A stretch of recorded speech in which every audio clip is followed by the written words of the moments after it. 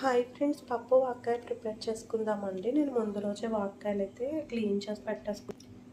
పప్పు శుభ్రంగా కడిగేసి తీసుకున్నానండి. దీంట్లోకి ఆనియన్, పచ్చిమిర్చి, టమాటా వేస్తున్నాను.